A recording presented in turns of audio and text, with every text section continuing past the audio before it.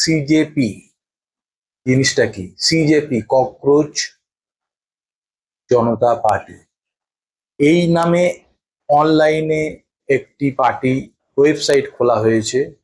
বলা হয়েছে যে এইখানে আপনারা জয়েন করতে পারেন। তার কিছু ক্রাইটেরিয়াও দেওয়া হয়েছে। ক্রাইটেরিয়া কি বলা হয়েছে? তাতে আপনাকে হতে হবে খুবই অলস, হতে হবে বেকার, দিবারাত্র আপনি অনলাইনে লেগে থাকতে পারবেন। এই সব গুণাবলী, দোষ গুণ সেটা আলাদা ব্যাপার। ওনারা বলছেন এটা, আমি সেইটাই বললাম। এই জিনিসগুলো আসছে, সামনে আসছে। এবং যেটা কেন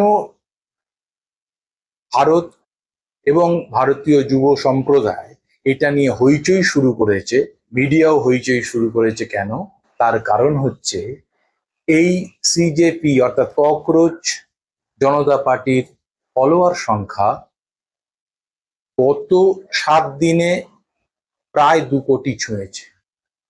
ভাবুন, বিজেপির যেখানে ইনস্টাগ্রামে ফলোয়ার সংখ্যা প্রায় 1 কোটি, সেখানে এটা তার ডবল, 2 কোটি। কিভাবে এটা হলো, কেনই বা হলো? এই নিয়ে স্বরাষ্ট্র মন্ত্রক তদন্তে নেমেছে।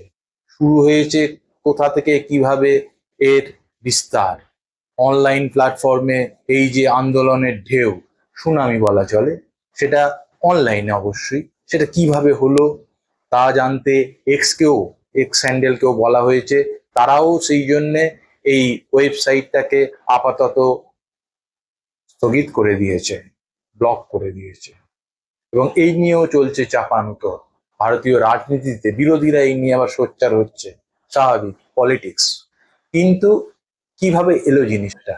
সেটা হচ্ছে ভারতের মাননীয় সুপ্রিম কোর্টের প্রধান বিচারপতি সূর্যকান্ত একটা রায় দিতে গিয়ে কদিন আগে একটা বলেছিলেন যে ভারতীয় যুব সম্প্রদায়ের একাংশ আরশোলা, তারা প্যারাসাইট, পরজীবী।